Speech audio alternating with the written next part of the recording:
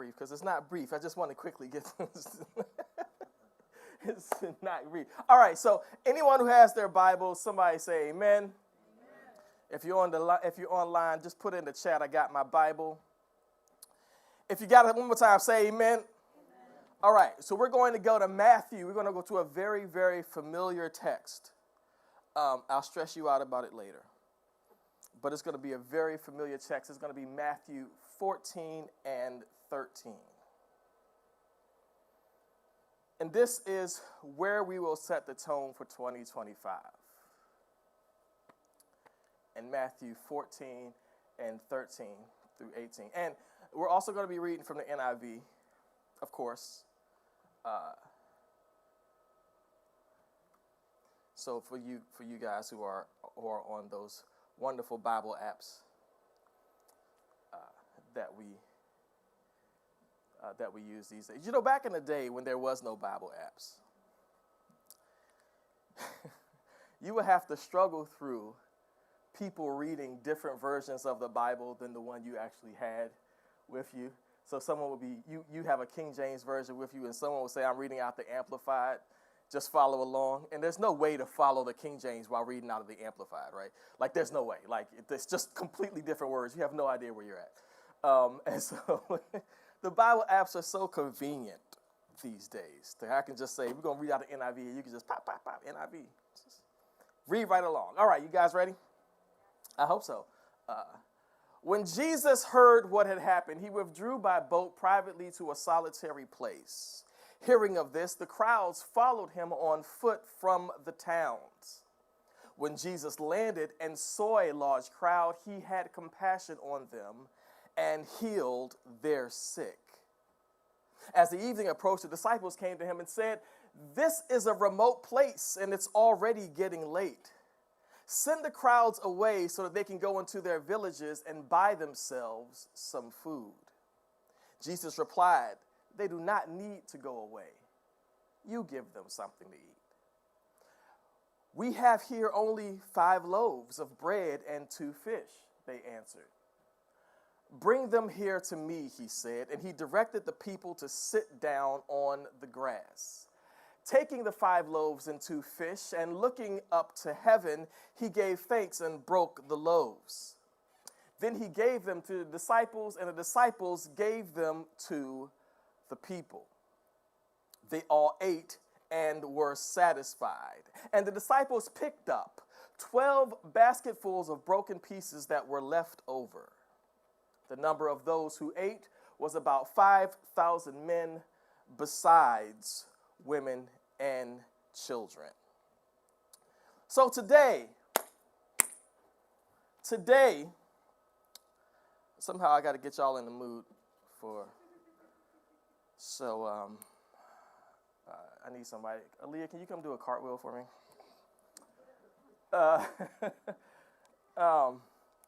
I got to get y'all in the mood for this because y'all got to be happy. Because the name of the sermon we're going for today is called The Overflowing.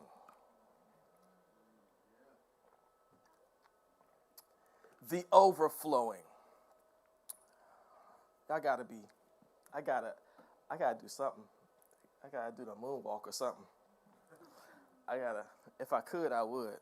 But Lord knows, see that? I think my sister would probably, it would be a running joke probably until I'm 50. This spiritual walk that we're on is about so much more than your personal relationship with God. And that's not to say your relationship with God is not important, but your purpose here does not simply stop at your personal relationship with God so you can pray a little bit while you're driving down the road.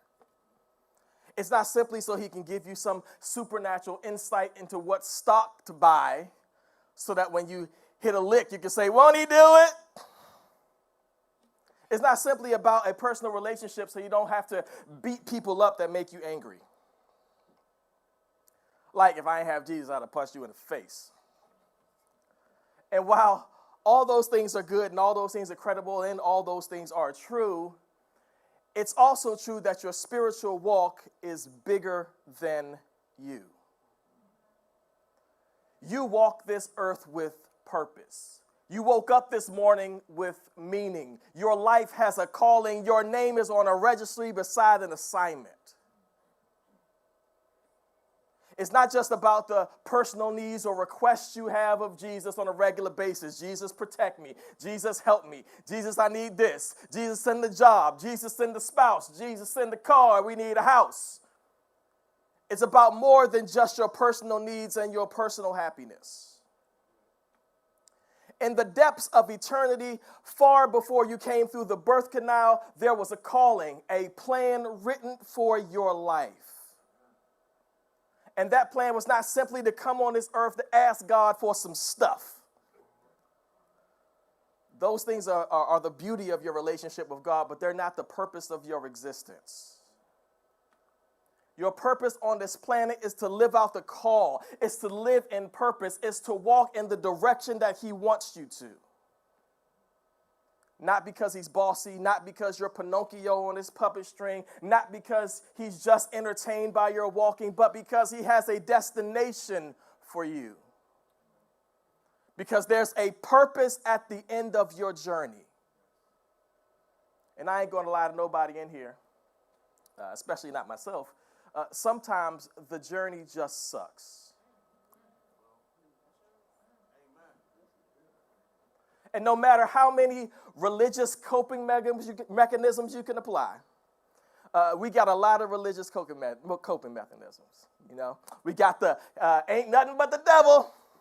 That's an attack. That's just a demon trying to attack you. That's God testing you. But no matter what religious colloquialisms you may choose to use, the point blank truth is that the journey just sucks sometimes.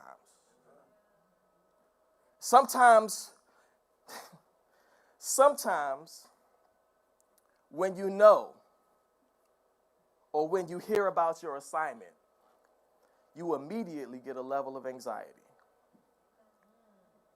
Like, nah, bruh, I ain't trying to do this. I already know that journey going to be difficult. The prophet must have been lying. That ain't God. Because I don't think he called me to that. Because the journey is often more difficult than the destination. Sometimes I purposely ignore what I know to be God just so I can avoid the pain of the journey. Because oftentimes the training is more difficult than the assignment itself. Because often the process is harder than the assignment. David had to slay bears and fight off and kill lions simply to knock off one tough-talking giant with a rock. Why? Because the training is often harder than the assignment. A football player going through years of conditioning before ever making it to the NFL's field. Years of practice, not knowing if you're ever going to actually make it into the NFL. And even when you do make it to the NFL, you got to go through months and months and months of practice and training before you ever play in a game. Because the training is often more difficult than the assignment. Because there's always a purpose. There's always a purpose in the difficulty of the training. You trained your entire life to get in the NFL, and finally you got drafted into the Miami Dolphins. You're in tip-top shape, ready to take on anything. Everything is great when you're playing in Miami. But then you realize on your schedule you got to play New England in December. See, in Miami, it's 80 degrees in December, but in New England, there might be 100 inches of snow on any given winter. It's a catastrophe. See, the game didn't get any harder. Same rules apply. You could have done this with your eyes closed, but the conditions in which you had to play the game changed.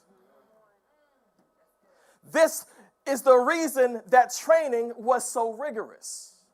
Not because the game doesn't come easy to you, but because the conditions in which you play in will vary.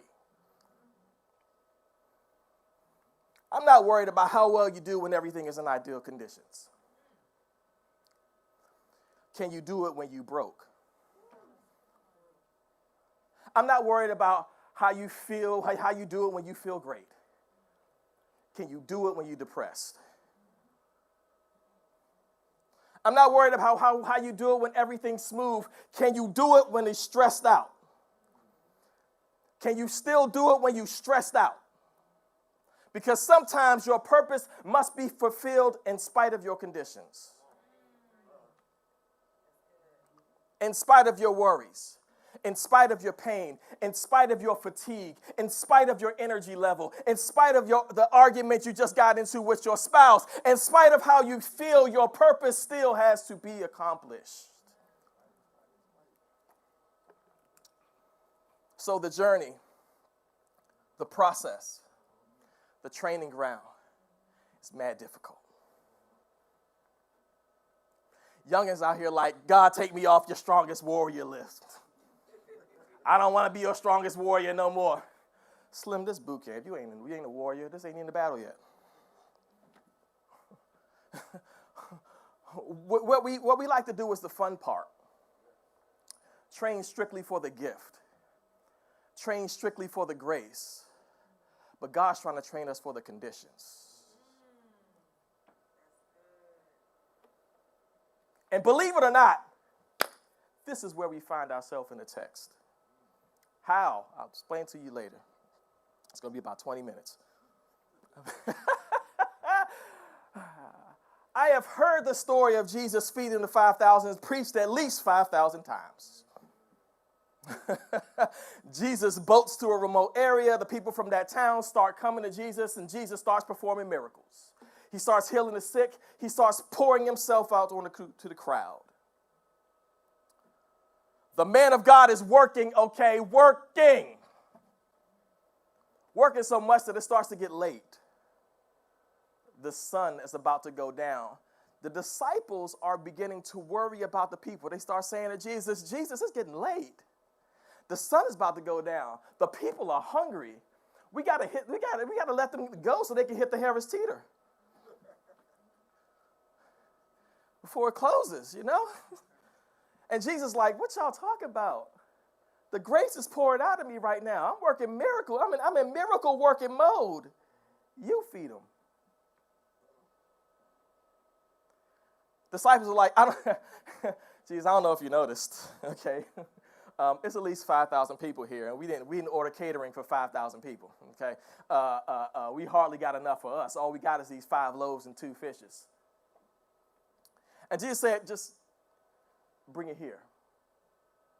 And he blessed what they had, and he multiplied it, and they passed out food for at least 5,000 people. But we understand that in this day, they didn't count women and children. They just counted men. So 5,000 people, if they had families of the average, 2.5 kids and a dog, we're talking about 20, 17 and a half. No, 22 and a half, sorry. But let's say 5,000 because that's what we know about it. 5,000. There was so much food that they had 12 baskets left over after the 5,000 ate until they were full or satisfied, what we call full. And now let me explain something to you, okay?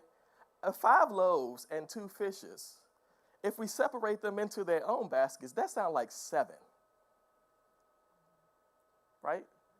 Because 5 loaves, if we put it all in his own basket and 2 fishes and we put them in his own basket, that sounds like we need 7 baskets. That don't seem like we need 12. But 12 baskets were left over after all the 5,000 ate until they were full. So let me tell you prophetically what the Lord said about 2025. And this new season and this new year that we come into, that God is about to pour so much into you that it's going to be an overflowing. And not the type of overflowing where you'll have extra and excess and abundance and savings and more than you can ask for. Not that type of overflow. I'm not saying the overflow. I'm talking about the overflowing. Not the type of overflowing that's only for your personal life. No. It's not a year for selfish people. It's the type of overflowing that's going to fill every single person that you come in contact with. Everybody in your circle is about to feel an overflowing that's coming out of you. Their cup going to be filled because you're overflowing.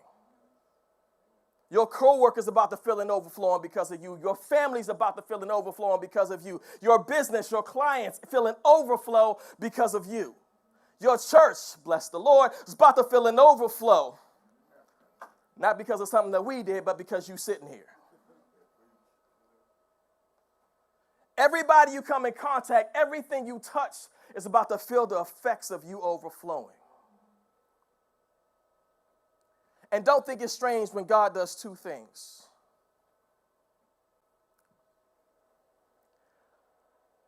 When he starts moving people out of your life because it's people that he doesn't want to have access to you in this season. When he starts moving people out of your life because it's people he don't want to have access to you in this season. And don't think it's strange either when you start growing a following that you didn't have last season. When you start growing a following that you didn't have last season. People just going to follow you. They're going to follow you for a pour. They're going to have you, and you're going to have more than enough because you're in a season of overflowing.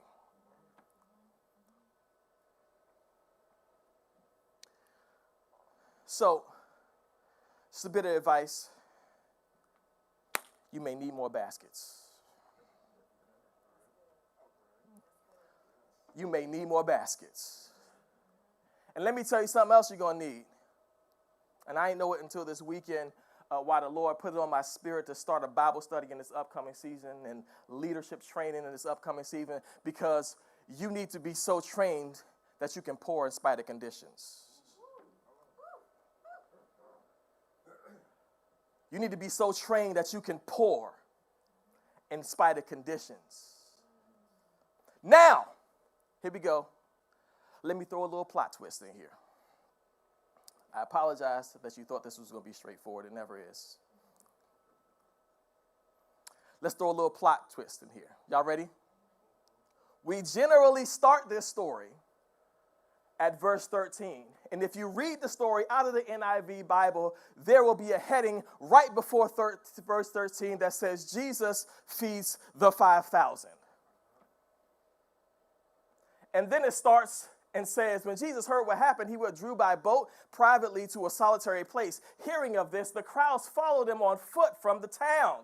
It starts with the story of the miracles because we just love stories of miracles. The miraculous preaches very, very well. But for a second, I want you to sit back and consider verse 6 through 12. And they read as follows. On Herod's birthday, the daughter of Herodias danced for the guest and pleased Herod so much that he promised with an oath to give her whatever she asked. Prompted by her mother, the hater, she said, that's not in there, I'm just saying. She said, give me here on a platter the head of John the Baptist. The king was distressed, but because of his oath and his dinner guests, he ordered that her request be granted and had John the Baptist beheaded in prison. His head was brought on a platter and given to the girl, who carried it to her mother. John's disciples came and took his body and buried it. Then they went and told Jesus. Now read verse 13 when it says, when Jesus heard what happened, he withdrew by boat privately to a solitary place. He did not go to this place intending to do no miracles. He withdrew. John the Baptist, his cousin, the one who baptized him, the one who through his obedience caused God to open up heaven, the literal sky, and speak through the clouds, had just been brutally murdered. This is the emotional condition that caused Jesus to withdraw. That caused Jesus to withdraw. He wanted to be in a solitary place. He wanted to be alone.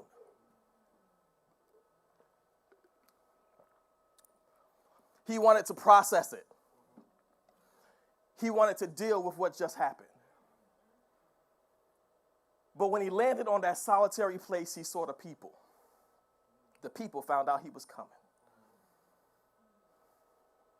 And he started to pour. He didn't say, go away, I can't deal with this right now. He didn't say, I'm not in the mood, I'm hurting. He didn't say, I need a moment, I need space right now. What did he do? He saw the people. He had compassion in a moment where he needed someone to have compassion for him. And he started to pour. He poured so much that he didn't just heal their ailments. He fed them with a pour. This was an overflow, even though he was working through a massively uncomfortable condition. Church, as we step into 2025, let us remember Jesus did not wait for a perfect condition to pour into others. He didn't wait until his heart was healed or his strength was restored. He poured even while grieving. Even when his own conditions were far, far from ideal. He looked at the crowd and he had compassion, and because of his obedience to pour, thousands were healed, thousands were fed, thousands were changed. And it's one of the most popular miracles in the Bible. I've heard it preached 5,000 times, one for each person that was there. See, I don't know what you're carrying into this new year. Maybe you're still grieving something or struggling with something that feels too heavy. But God is saying, I've given you a pour that's bigger than your pain. I put a pour in you that's bigger than your anxieties, that's bigger than your conditions. I've placed an overflow in you that's stronger than your circumstances. This year, we're not just walking into a season of overflow for ourselves. That's that season where God's giving you something, and he's giving you so much of it that you don't have room enough to receive. That's that season. That's not this season. This season, you're overflowing for a purpose. You're overflowing for a purpose. God is using you to pour into family. God is using you to pour into coworkers. God is using you to pour into the church. God is using you to pour into your community. When people encounter you, they're going to encounter an overflowing. They're going to encounter an overflowing. And that overflowing will not come from your strength, it will come from his grace. It won't come from your strength, it will come from his grace.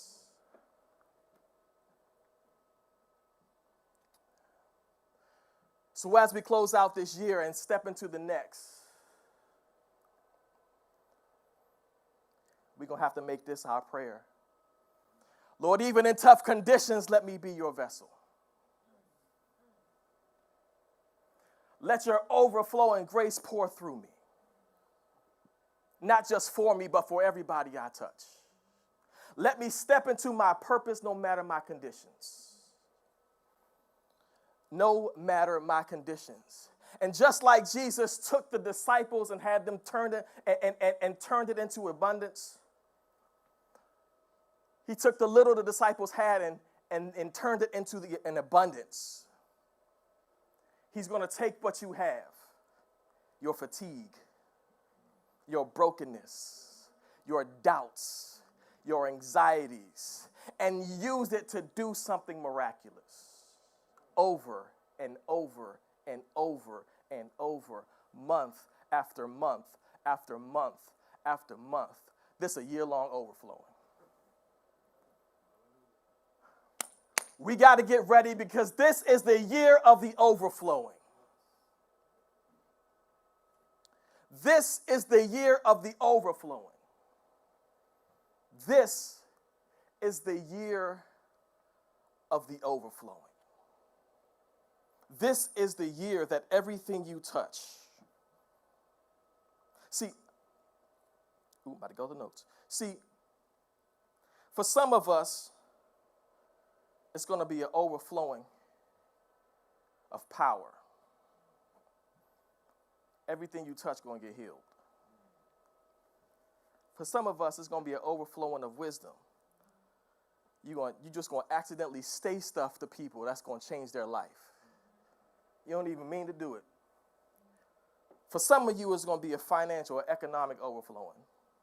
Don't forget your church. See, you're going to notice that all of a sudden you've been getting extra. You're going to notice that all of a sudden you're getting extra. It's the year to break out the mentality of survival. Because sometimes when we get extra, we pack rat it. Got a little extra. Let me throw it under the mattress. We pack rat it. This is not the year of survival. This is a year that God is breaking some people's survival mentality by giving you so much that you got to give. And I ain't just talking about give to the church. I mean, praise the Lord, give to the church. But I ain't talking about just give to the church. I'm talking about giving to strangers. I'm talking about giving to people you come in contact with. So I was like, I got this extra $300 yesterday. I'm going to give 100 to you, 100 to you, 100 to you. Because my bill's paid. Praise God. I don't know how they got paid because last year they wasn't paid.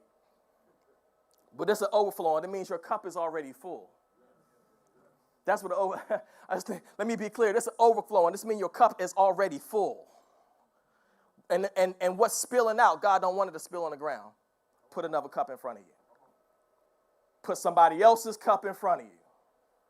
So that overflow spill right into their cup. So that overflow spill right into their cup. This is the year. Oh, God. This is the year where God is going to start bringing people around you. It's the year where God is going to start bringing people into your space. It's a year where you're going to have a following you ain't never asked for. And you think you got a following now. Those 22 followers you got on TikTok ain't it.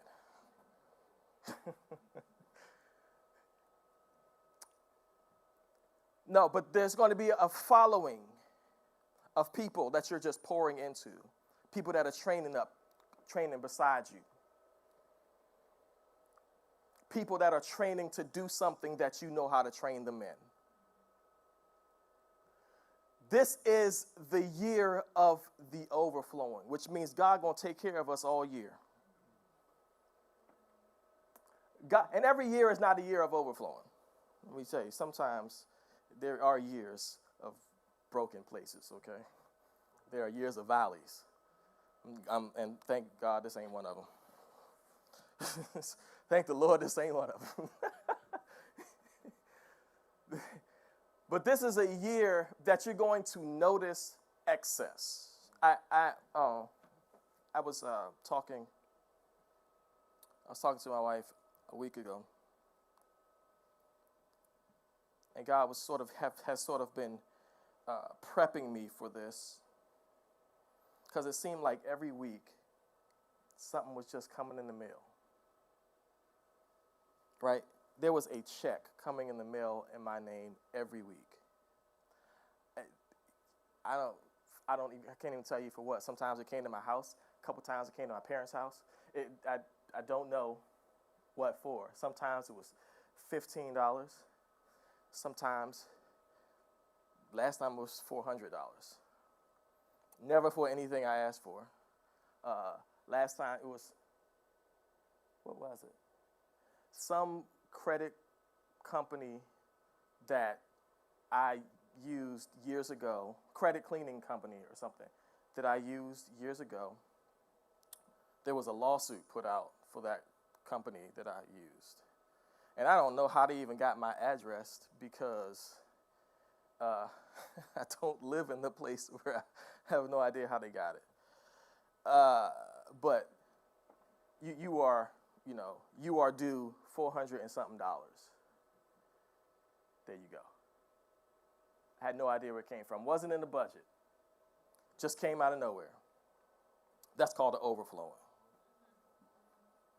Let me say. Let me give you another scenario because y'all think I'm crazy. Wells Fargo. When I was young, can I tell y'all a story? We got time, okay? I'm early.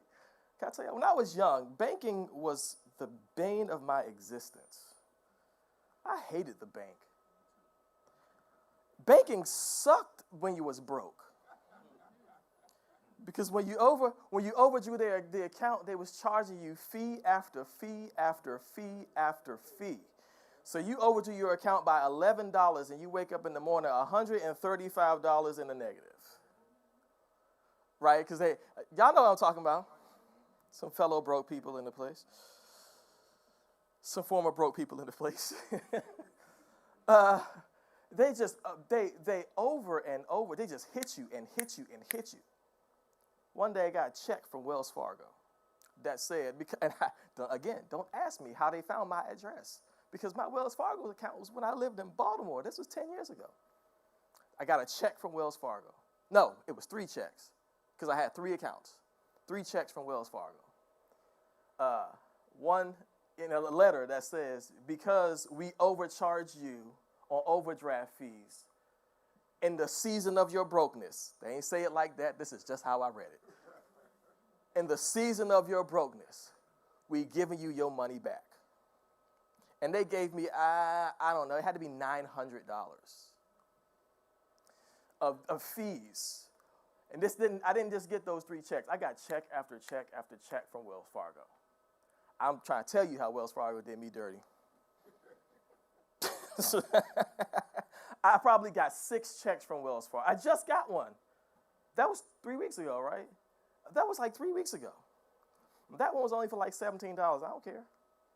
Well, it was from $17 after they took some money out because of the account that it was overdrafted when I closed it 10 years ago. So they took their money back, right? And then they sent me the balance of my $17. So I ain't never pay them their money. They got their money back because they did me wrong anyway. But that's called overflow. I try to give you an example. That's called overflow. When you start seeing things happening in your life and you're like, I don't have no idea where this is coming from. This don't even make no sense. I ain't asked for this. I ain't fill out the paper for this lawsuit. I didn't ask for none of this stuff.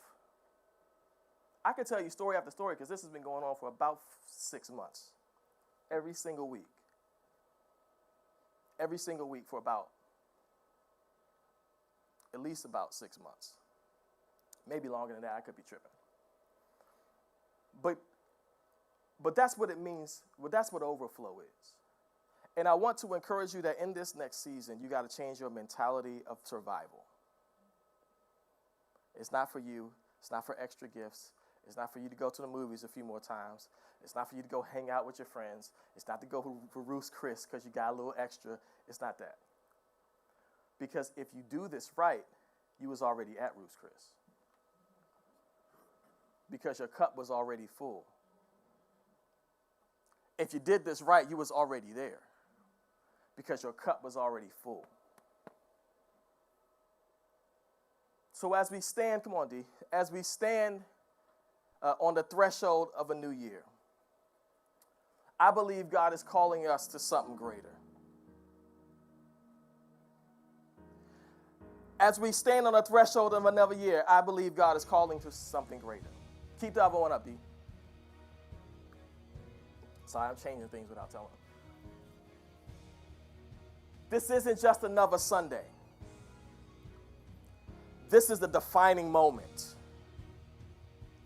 God is speaking directly to your heart, asking, will you trust me to pour through you? Will you let me use your life? Will you let me use your gifts?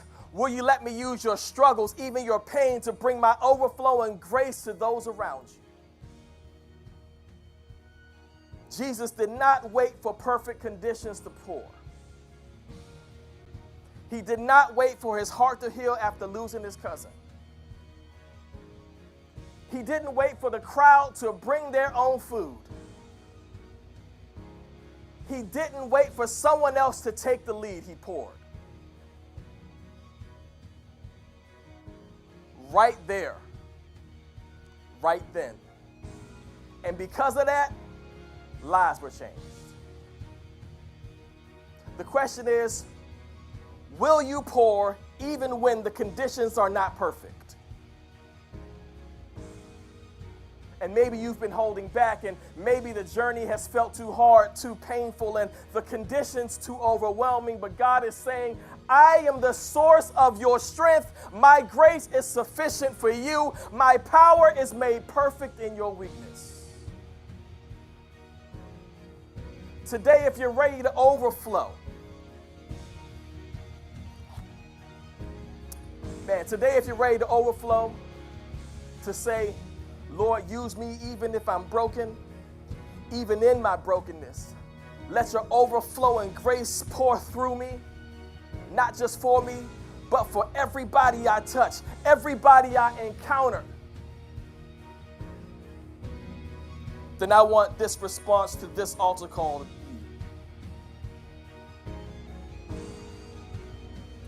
If you've been feeling dry, if you've been feeling like you're running on empty, it's your season too.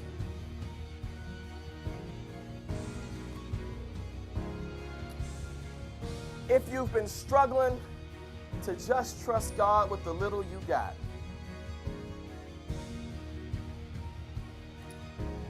if you're ready to let God multiply your faith, your resources, your compassion, and your impact.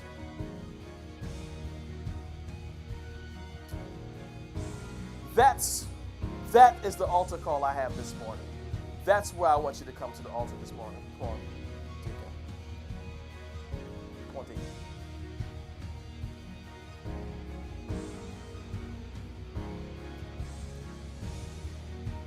So right now, I don't want you to hesitate. I don't want you to wait for perfect conditions. I don't want you to wait until you feel comfortable.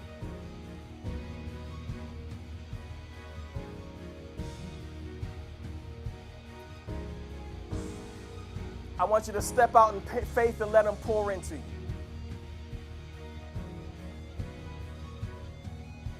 Let him take your loaves and your fish and your doubts and your fatigues and multiply them for his glory.